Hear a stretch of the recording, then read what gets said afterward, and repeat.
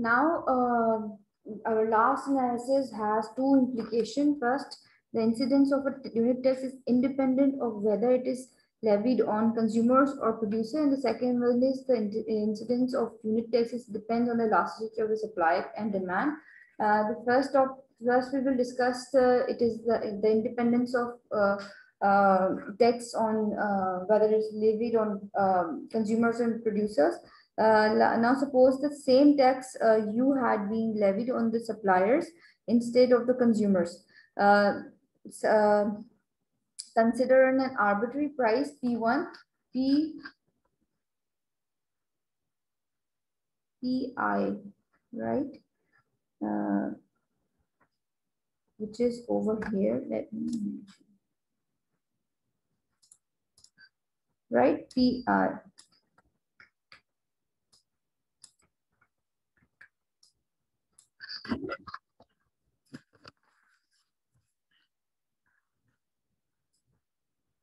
This is the point I'm talking about. On the original supply curve, first it's imposed. This is the original supply curve. The supply curve indicates the producers to produce QI unit. They must receive at least per unit. After the unit tax imposed, suppliers still must receive P per unit price. For them to do so, however, consumer must pay P1 PI minus P0. PI minus the tax, right?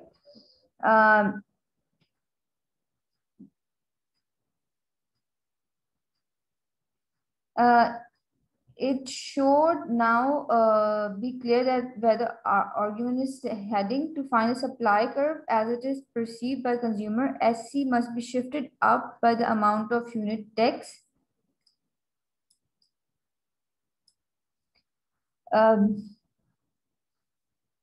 This new supply curve is labeled SC dash. The post-tax equilibrium is Q1 dash post, right? This would be the in.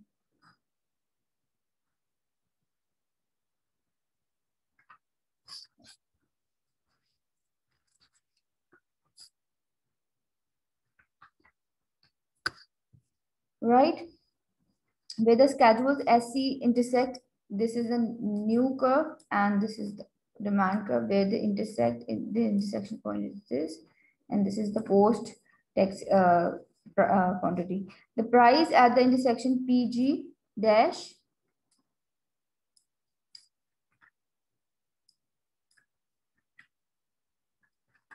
the problem with my mouse, right? This is the point that price paid by the consumer. To find the price received by the producer, we must subtract U from PG dash. If you subtract U from PG dash,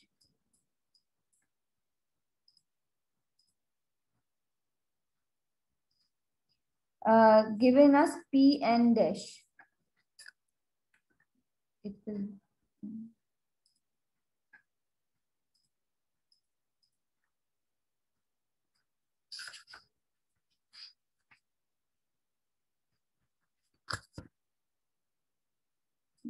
this is the producer price receipts. Thus, the incidence of a tax is independent of the price of market on which is levied. Because if you compare this with the last figure, you can see that Q1 dash is the exactly with Q1 and PG dash is exactly PG that we have discussed in the last figure.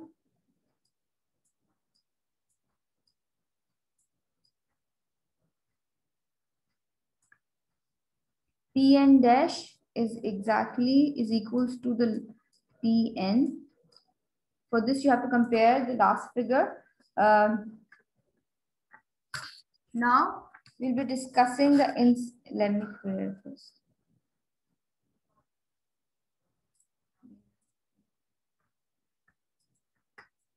Now, the incidence of a unit text depends on the elasticity of supply and demand and supply.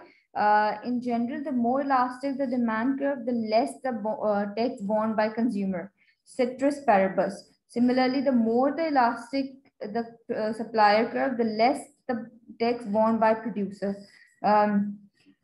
If For this we are explaining, we will explaining this concept with the help of these diagrams.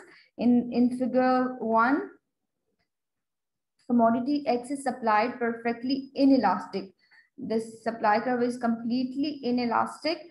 When a tax borne is imposed, the effective demand becomes dx. The tax is imposed on buyers. The demand curve decrease with the same amount of tax, unit tax, and the new demand curve is dx. As before, the price received by producer is Pn.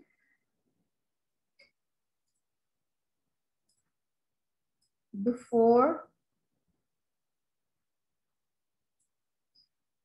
is that intersection of Sx, intersection of x and x, dx.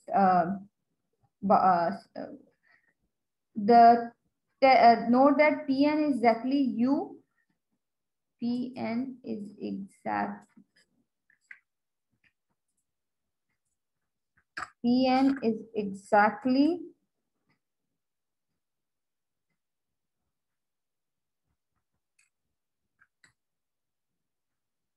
P naught minus u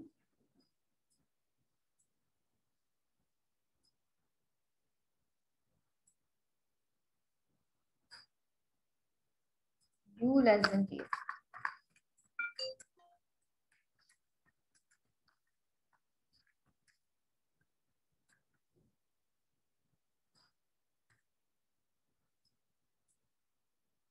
Does the price received by producer fall by exactly the amount of tax? At the same time, the price paid by the consumers,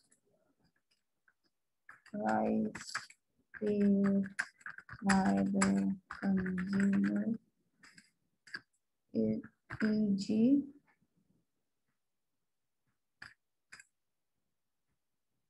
which is exactly equal to P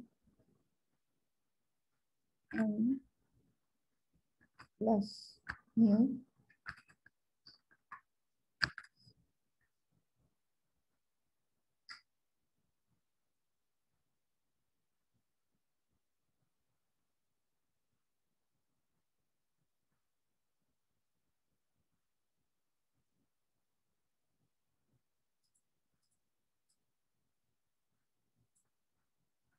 At the same time, at the same time, this figure, second figure, right, represents then opposite extreme, where you can see the supply of the commodity is perfectly elastic. Here, the supply is perfectly elastic. Imposition of unit tax led to the demand curve D Z dash. At the new equilibrium, the quantity is Z1 and the price received by producer is Pn. It is still P naught. The price paid by consumer is Pg. Price paid by consumer. This is the consumer price. Is therefore P naught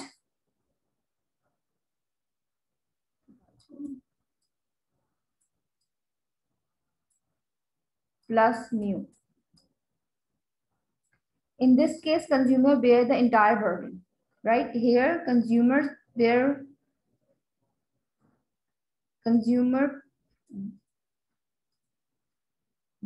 all the burden. Let me write it.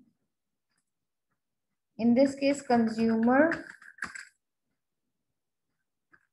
bear the tax burden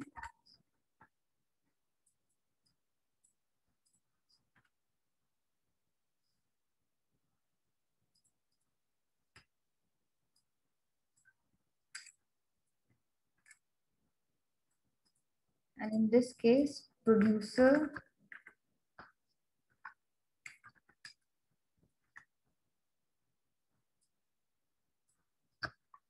right